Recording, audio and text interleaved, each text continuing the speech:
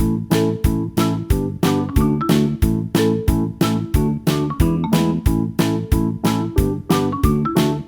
बच्चों, कैसे हैं आप सभी। मैं उम्मीद करती हूँ सभी लोग स्वस्थ और प्रसन्न होंगे। आज हम हमारा पाठ बोलियां कैसी कैसी को पढ़ेंगे और समझेंगे। आओ शुरू करते हैं इस पाठ को।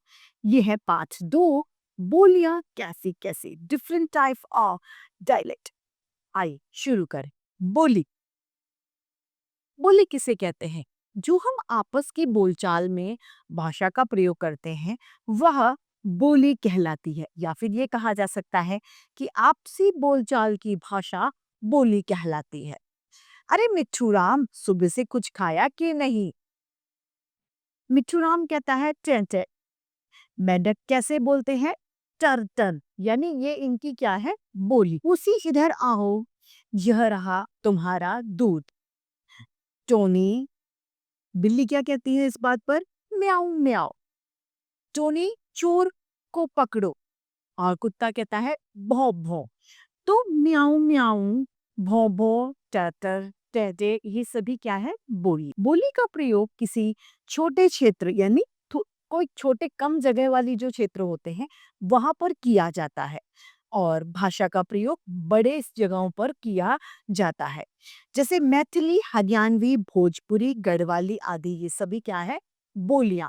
क्योंकि ये एक विशेष जगह पर बोली जाती हैं, इसीलिए ये बोलियां कहलाती हैं। मनुष्य की बोली संसार के सभी जीवों की बोलियों से अधिक स्पष्ट होती है। यानी इनकी बात समझी जा सकती है।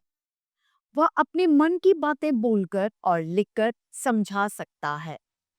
दूसरी जीवों की बोली अधिक साफ नहीं होती। वे अपने सुख दुख, दूसरों को सावधान करने, क्रोध आदि को स्पष्ट रूप से बोलकर ही समझा पाते हैं।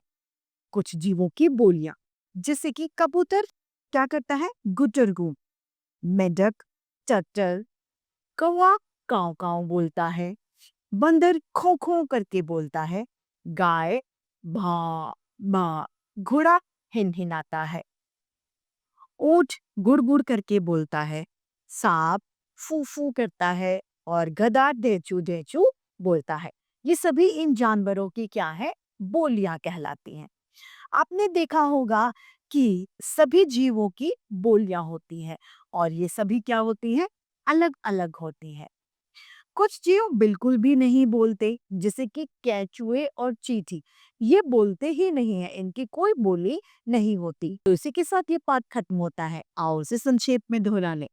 मुंह से निकली भाषा को ही बोली कहा जाता है। या फिर ये कहें कि आपसी बोलचाल की भाषा बोली कहलाती है।